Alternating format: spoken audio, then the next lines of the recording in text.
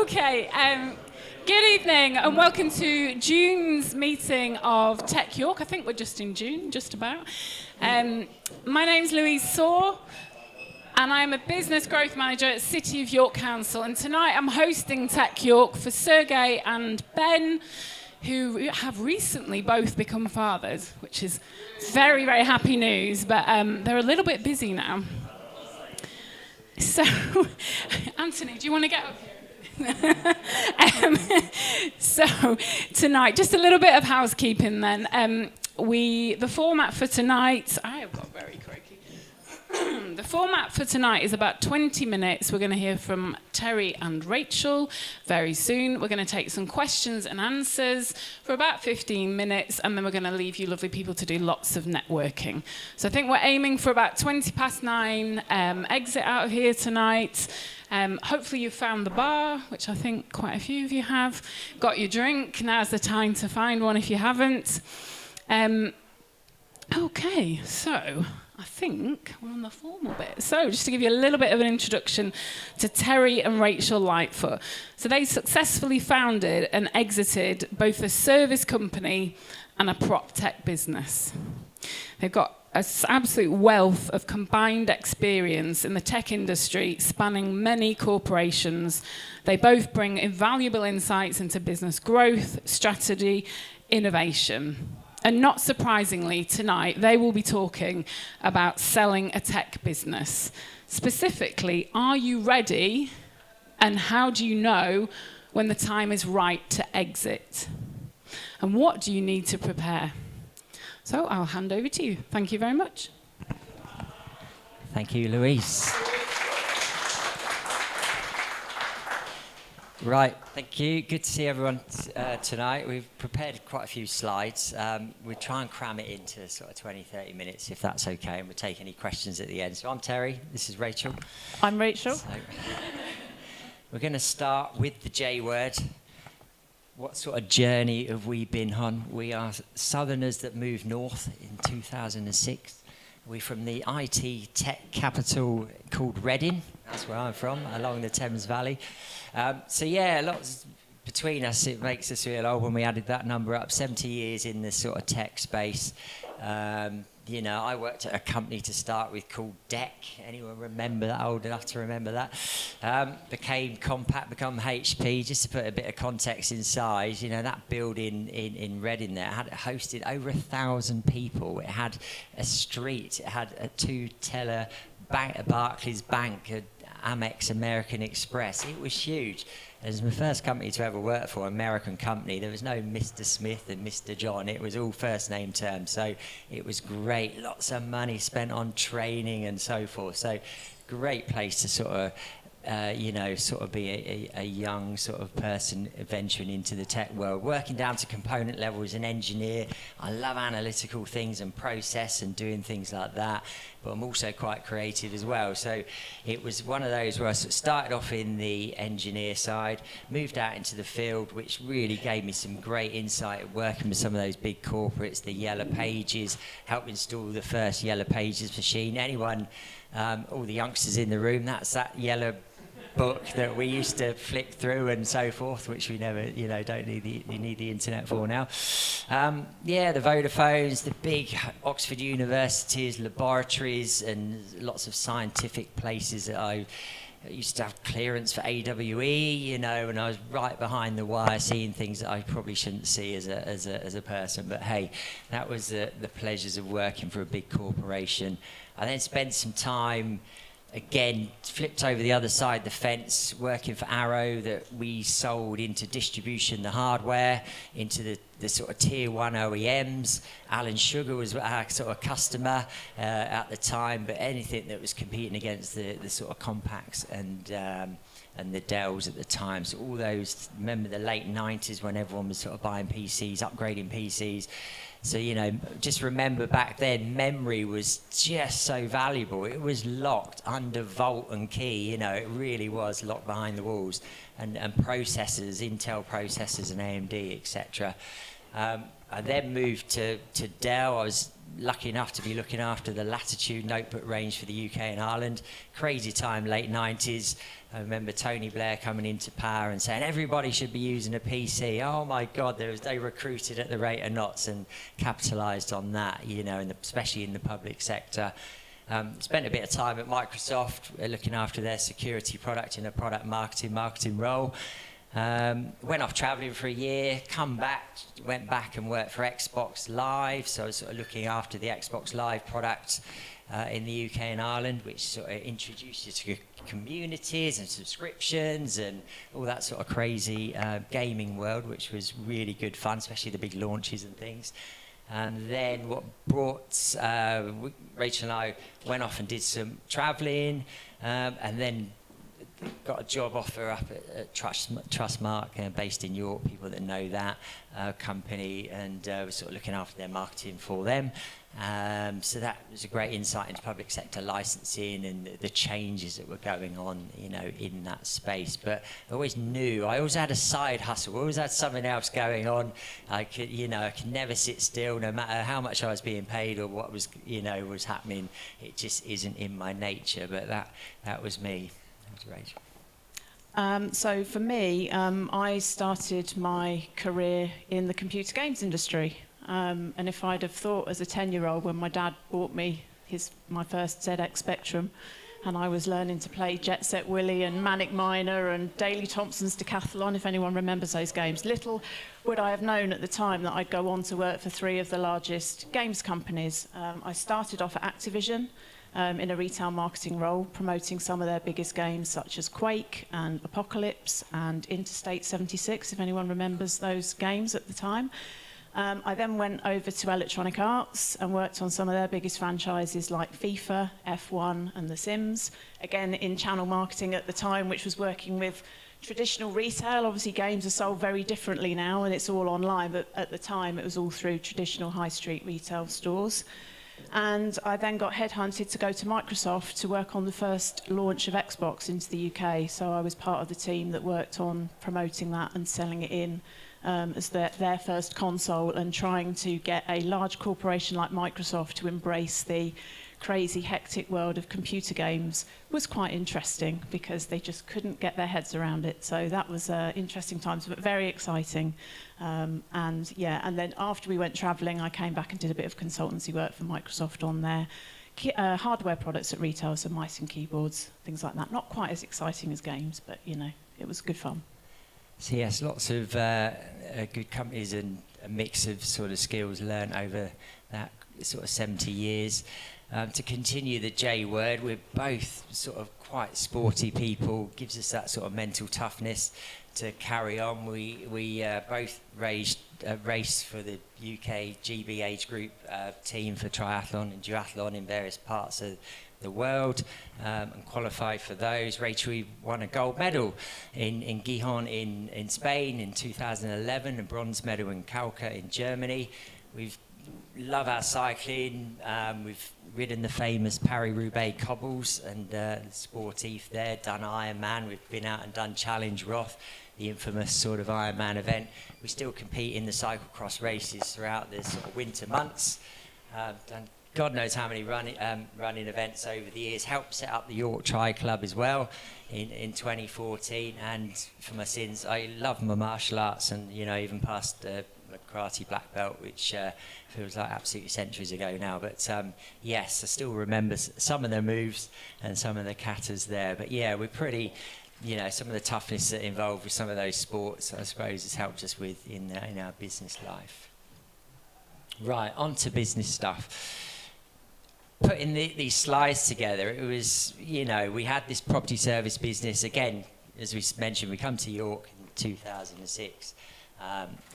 We sort of both didn't want to go into the corporate world. I was at Trustmark, and we set up a property sort of service business, and we, we've been landlords for years. The tenants deposit scheme was changing, so we thought, right, how can you attach onto something in legislation? An easy service business to set up.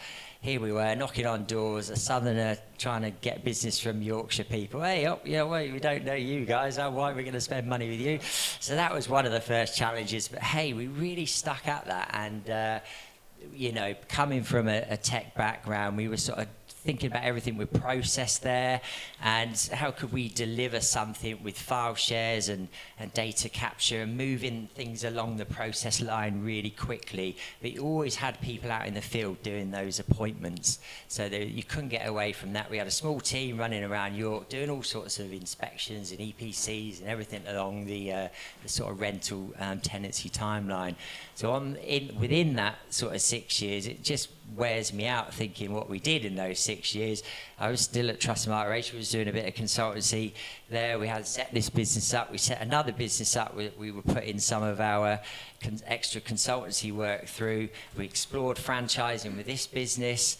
We were reselling someone else's bit of tech on the side, and we'd even started up another little tech business to see if we could get some tech going for our own business, and we helped set up the York Triathlon Club. So we have to apologise for Stacey, our accountant that's in the room, because every time we used to have a meeting, she probably thought, oh my God, here we go, what are they going to talk about next? But hey, it was that. We even had a little branded IQ running around York, which was pretty cool, and helped with sort of keep the traffic wardens away from putting tickets on the cars. But God, we did so many thousands of reports with people, but it was a very people did this at a time business, so as much as we could put tech into it. So come 2012, we thought, start of the new year, we're done with this. We can't see the excitement of selling a franchise to a baker in Bristol or something, and getting out of bed to want to do that. So the reselling of the sort of tech that we were doing with the other business, they were having issues with development and not sort of quite listening to some of our feedback. So we thought, right, let's do it ourselves. How hard can it be? Well, the usual sort of thing. So apps were coming, devices were a lot better. You didn't need to specifically put a bit of software on a certain type of device. So, there was that changing sort of field there. So we bootstrapped our PropTech business. In the early stage, it wasn't called PropTech. We didn't have a label. It was just technology for the rental space, so initially for letting agents. Along come those fintechs, cretechs and so forth, and we had this sort of label. But in short, it was all about digitising those and transforming those property reports along a tenancy timeline. So towards the end, we had integrations with this. You press the button here, something happened over there, updates to apps and so forth. Thousands of customers around the UK and Ireland using the software. We came into the space with loads of competitors. So there was a proven market there, which some people may not want to do, but we disrupted. We did things very unique. Not here to talk about those now, but it was, we changed that sort of landscape a little bit. And then, we sold TR Contents in 2012 quite quickly, concentrated on TouchRight software, and we sold that in 2022. Totally a York-based business. All the development and all the staff were all York-based as well, and Yorkshire-based, so we kept it all very local. But we sold in 22 and exited in March after an earn-out sort of agreement that we had. Right, so yes, moving on. So coming on to talk more about sort of selling a business. Obviously, to sell a business, it is an important milestone, and like any milestone, needs a bit of planning for a successful exit. So we're going to touch on some of these points here. We're not going to cover everything about the whole journey and the sales growth and onboarding and support and that kind of thing. But if you want to chat to us about any of that stuff, speak to us afterwards. But these are the areas that we're going to cover now. I suppose reasons to sell. When you do think about selling your business, you have to put your for sale sign out at some point, and it's a funny one. It certainly was with the first business we sold. Oh, they're going to know, and how's our customers going to take that, and little things, and how do you go about selling a business? Who do you need to involve and stuff? And we just learnt this stuff on our way. And I suppose putting these slides together, it was reasons why and so forth. But it can be any number of these reasons. You know, you're spinning too many plates. You chat to lots of business owners. They're actively involved with many businesses. Certainly with the first business we sold, it was felt eat, sleep, repeat. You know, it felt very much like we're doing a job, which, you know, isn't always what you want as a business owner. When you think of some of these lifestyle changes that you may want to go into new ventures, we have with the software business, we had a couple of competitors take us to one side at events and, oh, we really love what you're doing, we'd like to buy you at some point. And we're like, whoa, what's that all about? And but it plants a bit of a seed, and you keep them sweet, keep your competitors close. Exactly, so that was good. But you do hear of operational challenges with certain directors of certain ages going off in different directions, and is that a time to sell?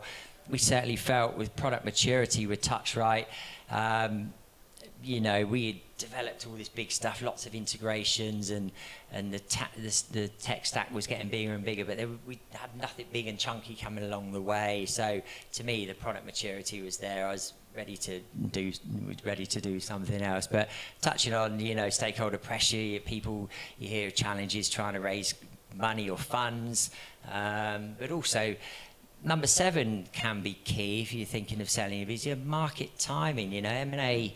There's favourable industry trends, and PropTech was a label. There was lots of big companies out there that were just looking to hoover up other businesses. So I caught a sniff of that, and I was like, right, that's going to be something we can run onto. And we certainly weren't interested in buying other businesses, so we thought, right, we'll tap into that. But it could be any of the things, strong financials, the demand, industry trends, or you just had enough of your business and you just want to move it on. You're fed up with spinning that plate. So it's, you know, just a mix of reasons. There's no right or wrong way. And then I guess once you've sort of made the decision to sell, it's thinking about who might want to buy your business and you know, thinking about who your ideal buyer might be, but defining it, but also keeping an open mind, because the first company or person that you think of may not actually be who you end up selling to. Different types of buyers here. It could be a strategic acquirer. So for us, when we sold TouchRight to Plentific, which is a London-based company, they were buying us for strategic reasons. They wanted to get into the particular market sector that we were in, that they weren't playing in, so they acquired us for that reason. It could be private equity and investors. Obviously, there's pros and cons with getting big investors into your business. They will drive you hard, and you know, being ready for that push and them expecting hockey stick growth in your sales and your revenue can be tough to deliver that. Could be competitors, as Terry said, we had competitors interested in TouchRight at the time, or it could just be an industry entrepreneur. It could just be a single person that might be interested, and for TR Contents, it was actually a local businessman that ended up buying that business because it suited what he wanted to do, and it was essentially a business in a box that he could take and carry on running without our involvement. And then sort of moving on, you know, finding the right buyer, you can think of those as Rachel mentioned, but, you know, engaging the M&A brokers, you know, the specific, there's a few generic ones out there that approached us that, you know, are selling a chip shop, a corner shop, and everything else in between. And yes, it's very much cut and paste. They've got the legals in place, but I think finding the right M&A broker in your sector, which we did, really helped, because not only one, you've still got your day job to do while you've got to sell your business. They keep you on track, and you know, you haven't got to worry about too much. Yes, there's fees involved, but they're very good at fueling the competition, so they can you know, get your demand and so forth, and get you in the front of the right people you want to sell to. You know, we weren't interested in selling to private equity or VCs and being put on a shelf and being said, oh, we can look after your marketing and finance for you, and you just crack on. We're like, no, we want to exit. You know, so we were quite clear in that, in our approach, weren't we? So again, you know, you tap into those industry networks, conferences and so forth, and we knew of a guy that was always popping up doing M&A and PropTech in that space, so we reached out to him. they want to make it worthwhile for them, so they'll soon tell you whether they want to sell you or not. You know, it works both ways. It won't just sell anything compared to like some of the generic people. But also, you know, when you are ready to sell your business, no surprise, you've got to prepare a sort of compelling pitch deck and get ready to showcase your technology, talk about your customers under NDA, and again, your advisor can tell you, you know, you won't give too much away, and you know, you can say the right things because everything is run through them, which can make a bit of a safer bet, really. But you still have to be willing to give some information away, and actually that's quite a hurdle to get over, to think, actually, I'm going to be disclosing stuff that's you know, it's not public. I don't want to share what our revenue is or our profits are, but you have to be ready to do that because any prospective buyer, and of course then your competitors will see that as well. Yeah. So you've got to be willing to make that step, but making sure you've got your NDAs in place. So I suppose the biggest thing, you know, everyone says, oh, what's your business worth? And I think the key thing nowadays, well, I always, you know, sort of make sure your business is profitable. That is always a good starting point. If you've got good profits and plenty of money in the bank, we had a small team, so everything was SaaS, and we had, you know, upgrade paths and the way we brought customers on and everything like that. So we had great ARR, we had long time value customers that had been with us for this sort of 10 years. You know, we had low churn, low touch. We really sort of maximised that. There was still a massive pipeline. There's thousands of letting agents. We sold to letting agents, social landlords, social housing, councils, anyone that was doing those reports in the old pen and paper way.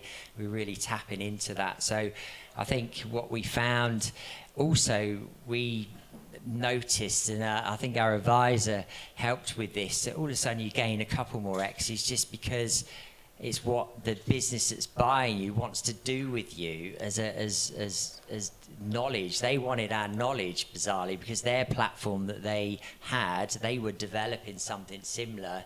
So we spent lots of meetings with them going, why did you do that feature? And the reason why, blah, blah, blah. And they, right, that makes sense, you know. So it was, they wanted our knowledge as well. But also with sort of market positioning, we were operating on small marketing budgets. We appreciate the benefits of marketing. We're doing it at the big corporates, you know, even with the controlled budgets there. But we just drip fed the award scene and so forth, and we just out there. And, you know, we got this picture here, 2015, when we were a bit sort of younger face there. But we picked up the Sunday Times Award. That really kick-started the business and motored us along. But it was just great because we got to meet Paula Radcliffe. She just retired from running and being runners and stuff. It was really great to meet and spend some time with her. So that was a great thing. But you can start sort of loading up your X's in the end when you start thinking it's not all about your bottom line or your opportunity. What do you want to do? And as Rachel said, the business that bought ours, they weren't operating in the PRS space, so they wanted a ready-made customer base. They'd already bought another business the previous year, and while we were there, they bought another business. So, you know, they had massive VC funding and were going places. But I think the other thing just to mention on here as well is, you know, don't underestimate what you're worth and what your knowledge is worth, because I think when you come to sell a business, you just think, oh, it's about profit times a number.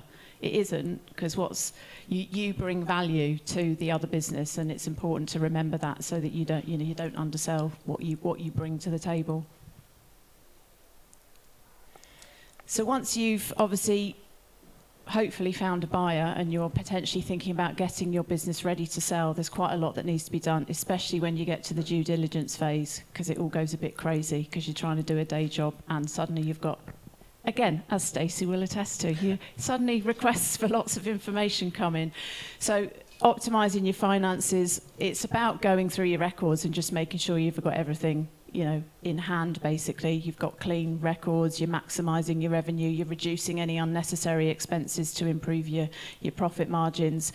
Checking your legal and IP and making sure you've got all of this in place is important. You know, if you outsource any of your development, for example, make sure that your IP is yours and that's watertight, because the company that buys you will want to know that you own your stuff at the end of the day, and that you've reviewed your contracts and key suppliers and that kind of thing, because they want to dive into all that detail. And also just strengthen your operations. If you are using tech, you may hold back on recruitment. You may, in the sort of agreements that you have in place with third-party bits of software, when do they renew, how much are they, and so forth, what is sort of your operating costs. But documenting your flows and upgrade paths, etc., and what is being automated by a system or what involves a person to help move that on. It's all sort of needed.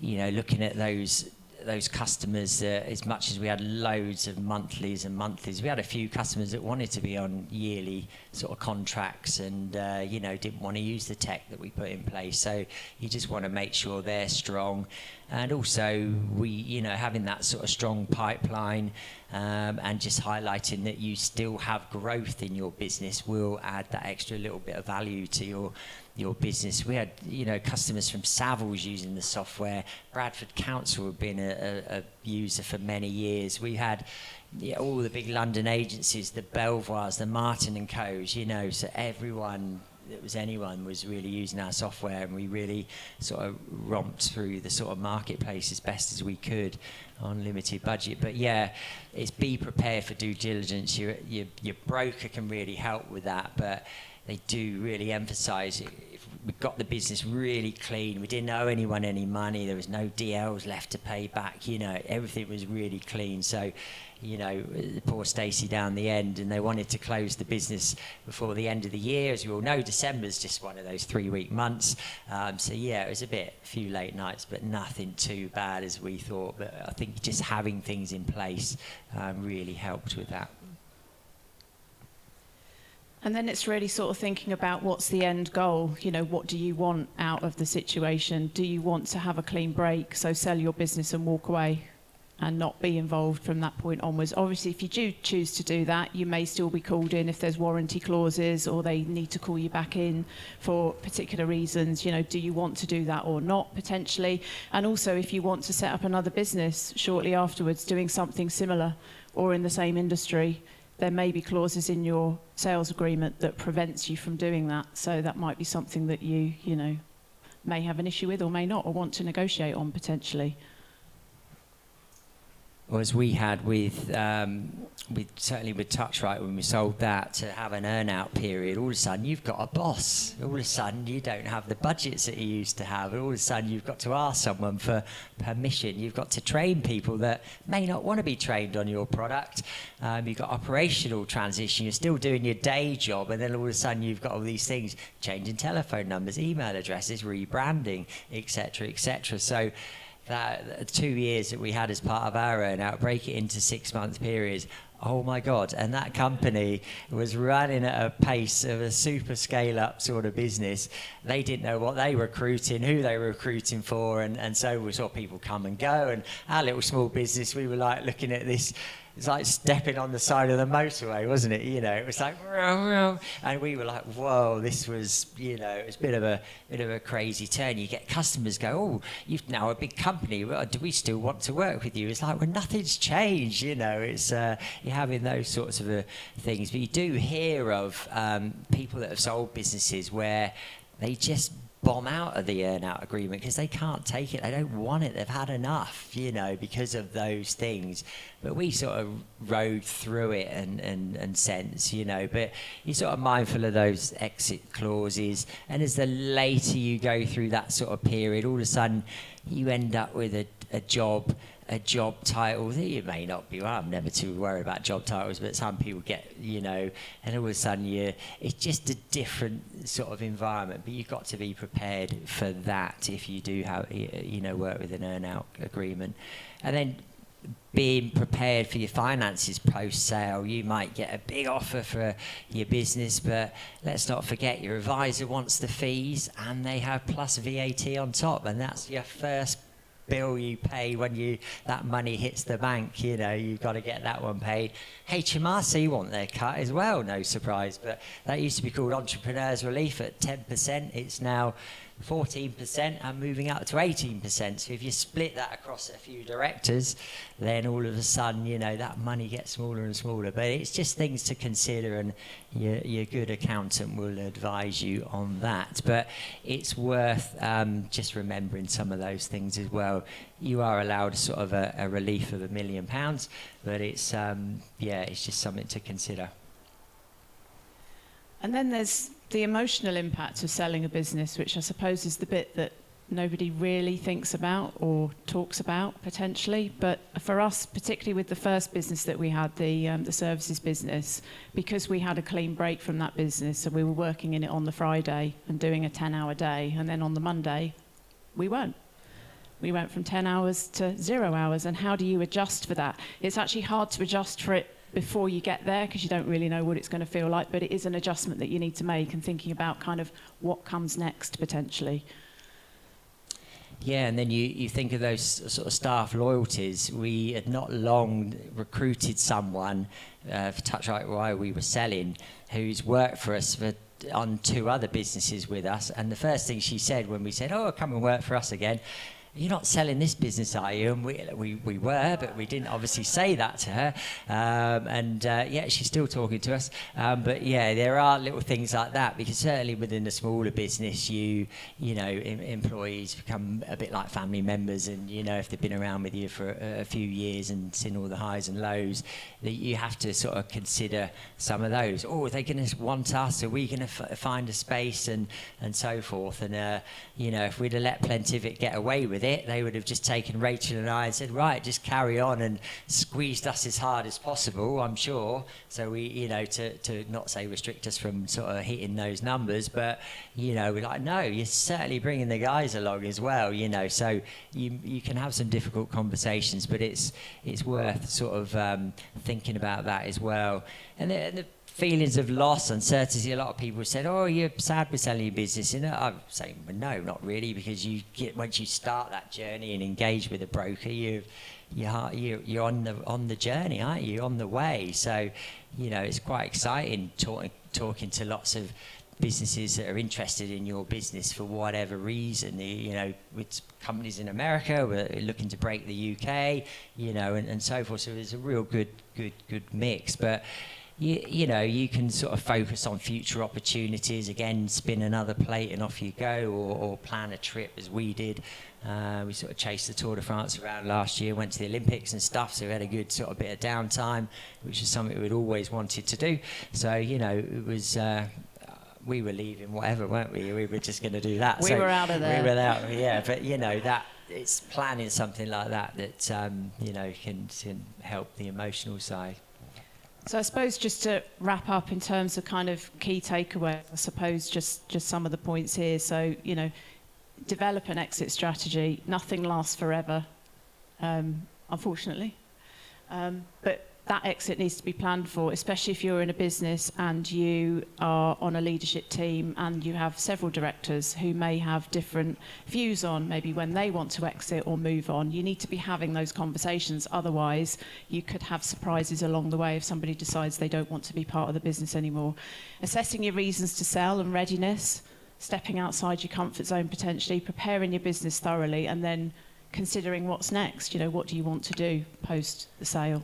I suppose just wrapping up here, you know, just enjoy your winners. Take time to reflect. When you look at the stats, and there's not every business that gets off the ground to start with, and it's just the same with not many businesses actually sell. So, you know, it's when you look at those stats, you know, you can see that's a bit of an achievement. But yeah, everyone comes at a different way. So I think thanks for listening. You know, there's no, you know, hard and fast sort of rules here. It's just very broad and generic, but just some of our sort of thoughts and journey, really. Yeah, thank you very much.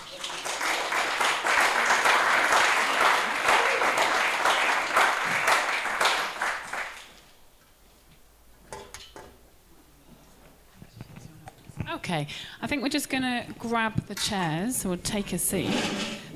Thank you very, very much for that. That was fantastic, very insightful. So now we've come to the part of the evening where we're going to have a few questions.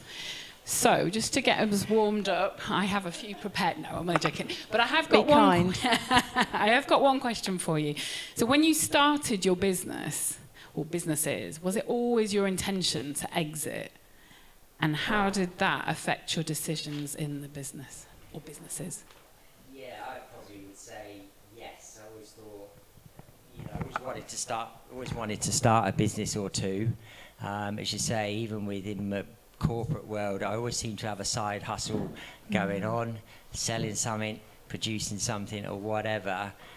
So I never felt happy in that. So I always knew that I would create something, and we needed that break. We're going travelling and coming back and not both diving in, I suppose. But yeah, it was always something, and I never liked owing people money either.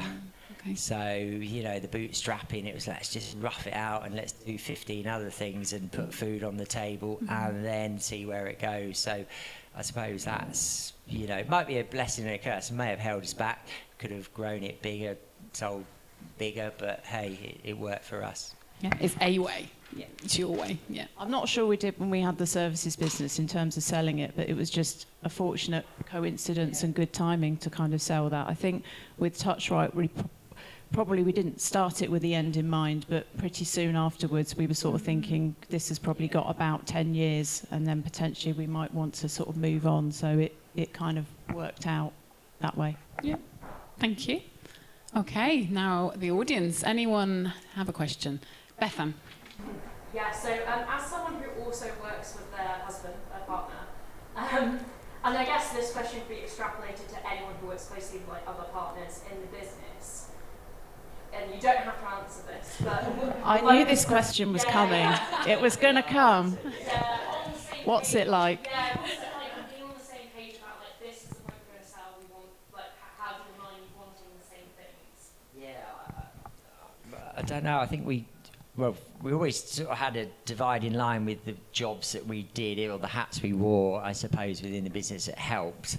And we'd have those formal meetings of such, and whether it was us going out for a bike ride and talking about sort of stuff, and training, etc. But it was, we sort of both sort of come to that time, didn't we? I think it was the product maturity really helped, having the interest from outside, but I think also just tapping into that M&A trend and those growth, and it's like, if we don't jump on this, and it's certainly, in hindsight, I'm glad we did, because valuations are certainly not as high as they used to be, and you've got to be even more worth X, Y, Z. So I think that was, again, sort of having one ear to the ground and seeing, right, let's be part of this, or be the buyer, if you want to be as bold, and go and get that funding and take on the world. But we weren't too worried about that, didn't need. And bizarrely, just to add to this twist, as Plentivic that bought us have just sold our business again. Yeah, so they've just sold it back to a small operator. And, because they're not going in that space, they realise they can't conquer that space with their platform. It was a hard uphill slog, and they just sort of, every time we went down, they'd sort of, how did you guys do it? With so few staff to get so many customers. And yeah, they were at that sort of social housing side where everything was expensive and the smaller volumes, etc. But when we took our little tech to their world, it's like, why are you still doing that with 3 people or 4 people and so forth? And it was massive cross sort of learnings, I suppose, and we just took it for granted. We did it this way because we probably didn't want to spend the money on resource, in a sense. And why put the resource in? I think we'd be all over AI if we were still playing in that space now. But again, it was that, wasn't it? But Yeah. Hi, it's Nick, DocX. Thank you for the talk. Question about earnout. Am I right in saying that you had a 2-year earnout? yes. And could you kind of just paint me a broad brush picture of the kind of buckets of activities that were going on during that 2 years? Yeah, I suppose within the sort of 6 months, so initially carry on as normal, business was supposed to be carry on. But as I say, all of a sudden you've got this massive transitional overhead going on, which takes your time. So your days are sort of getting longer and having more meetings. We were introduced to Slack and things like that, and oh my God, the craziness of that. And lots of people making lots of noise because people are just sort of, need to make a lot of noise. But yeah, those 6 months, and then we were still growing the business. We were bringing on some big customers, and still going through that. I think our hardest bit was not owning the sort of our physical money and revenues to put into development. We could do this, our customers want that, or we could, and so we had to really drip feed in a very slow way, because obviously their platform was what it was. So that was some of the challenges, but you just had to sort of hold your breath and go, well, we're going to do the number, let's just ride this through, do what we need to do, play ball. But funny enough, when we went down, there was some Christmas do or something at the, towards the end of the first year, the CTO, CEO said, you guys, we love having you on board and blah, blah, blah. You're really settling into the team. Everyone's, you like working with you. And we go, yeah. But don't forget, we are leaving at the end of next year. And they're like, right. So who's going to take on our platform if we leave tomorrow and don't want to finish? So we had to be quite firm with that. So because most businesses have that strategy and they might have a review and reorg at the end of each year, which we knew they did, we didn't want to be part of that organisation. Why do I want HR reviews and things? I'm just fine doing what I'm doing. I don't need someone to tell. We don't need people to tell us what to do. So those strange things are like, can't be asked for those things, so we weren't probably the best to stay on board forever and ever anyway, but it was, you have to be quite upfront, or we felt we did. It didn't affect anything in any way because it was quite numbers driven really, but we saw people come and go and and we were quite a constant really, which was a bizarre thing, but yeah, that was quite noticeable, wasn't it? Yeah, I mean, specifically to the earn-out, obviously the earn-out was about hitting a number after 2 years. To get potentially some extra money, which we managed to do. But in some senses, it wasn't easy, simply because the company that bought us didn't help us in that regard. So it was sometimes like trying to do it with one hand tied behind your back, because they weren't prepared to make investments in development, which if we were running the business on our own, we would have put more money in. More development gives you more features, grows your customer base, or keeps customers on board so they don't churn. So we were restricted in that. We couldn't bring on any more staff, so we were restricted in that. I was being pulled into their product, which meant I wasn't focusing on TouchRight as much. There's a fine line. It's written into the contract that they are supposed to not hinder you to try and achieve your earn-out, but it's a very fine line and a bit of a grey area. What do you consider to be them hindering you versus what they consider to be hindering? So that was kind of interesting, but we got there in the end. It was a very long 2 years, to be honest, because there were some things that we yeah. You could have brought it in, but I suppose we have heard of some companies who have a 3-year earn-out, which is quite normal. And again, some of the VC companies that are showing interest in buying us, there's some big tech platforms out there that, as I say, will facilitate your finance and marketing and your accounts, etc. They put you on a shelf and you carry on as normal, and then you can exit after a certain period if you want to, if they want to sort of put people in place to take that on. So different ways and different courses, but I suppose it was always seen as a 2-year deal. Make it too soon, people are just ride through and let it all sort of fall down and stuff. Also, it keeps the customers sweet and stable. They're hearing the same sort of voices and the same activity. I think it's just more the other side that Rachel got pulled off in another direction. Staff that we brought on ended up doing a bit like that, and you think, well, we've still got a number to hit here. We still need to keep driving forward, but they're just some of the challenges that you can face. And just on staffing, from memory, I'm not sure you mentioned that in terms of how many people did you actually employ? Yeah, we had about 4 or 5, but we used a dev agency in York to do our development. So we had one lone developer just sort of tinkering around the edges, but we used a really good agency in York to cover all the bases. So that was, again, I think because when we worked at Microsoft, bizarrely for a company of such size, they outsource a lot. And we work with partners, whether it was marketing agencies or product agencies, etc. So we were quite used to that model, and we felt we could see if we could operate that. So all of a sudden, with the development agency, especially when you got iOS, Android app, a dashboard, APIs, and etc., and platform, there's engineers multiplied, isn't it? So that's a big old cost overhead. But we could use an agency that didn't need them all the time because the platform was pretty stable. So we did it that way. Quite a lean team. Yeah, it kept it lean. Yeah, exactly. Okay. Any question? Yeah, Richard. Actually, just on that, and the company who actually purchased you, how big were they? Because I'm actually very impressed that you managed to get your numbers and actually achieve the earnout. So what sort of size were they, and how much influence did you have? So yeah. Yeah, they not long. They just got 100 million VC investment a few months before. They previously bought a company, bought that the year before, and they're a smaller tech platform. And when we got there, there was one staff member left of that. And the tech was really good as well, it was really good, and you could sort of see into, this is what could happen to ours. But it was, but they were many million sort of overhead turnover, etc.